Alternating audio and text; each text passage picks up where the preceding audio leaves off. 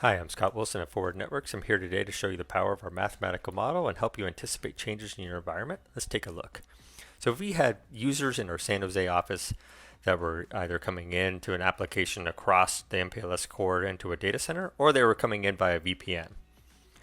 And now that VPN is kind of running out of capacity, I also need to provide some redundancy. So I'm looking at providing some of the VPN capability and capacity addition up here in this data center, but I first want to kind of see what that traffic path looked like for those users, find out what kind of security controls may have already been in place and what all the devices were in there. So I'm going to go ahead and I'll select this device down here.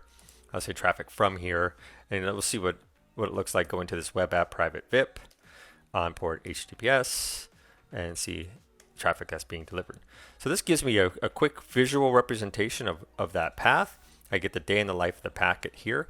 And I can see that I'm hopping through a distribution layer, on through a CE, a firewall, over the MPLS core, and into the Atlanta data center. When I'm in the Atlanta data center, I'm noticing that there's no firewalls there. So that's kind of interesting. So it's going to be kind of a curious kind of experiment to look and see what happens if I was up here on this firewall and see if I land VPN users here, how would that get to that web application. So let's go ahead and take a look at that. So I can do that by selecting this device, see traffic from here. And VPN users are going to use a new subnet block. I've planned to use 192.168.128.0. So let's go ahead and specify that as a source IP range. So I can say 192.168.128.0/24, my new block. And go into this web app private VIP on port HTTPS and see that traffic being delivered.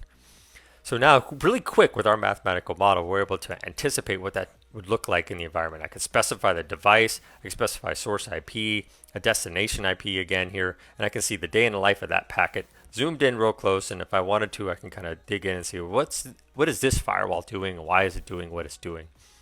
Also, what's really important here too is I could save this as an intent check. So I can make sure that traffic is ready to be delivered now before the change. And once we make the change, traffic is still able to be delivered and none of the other intent checks that I may have had in this environment in my network are impacted.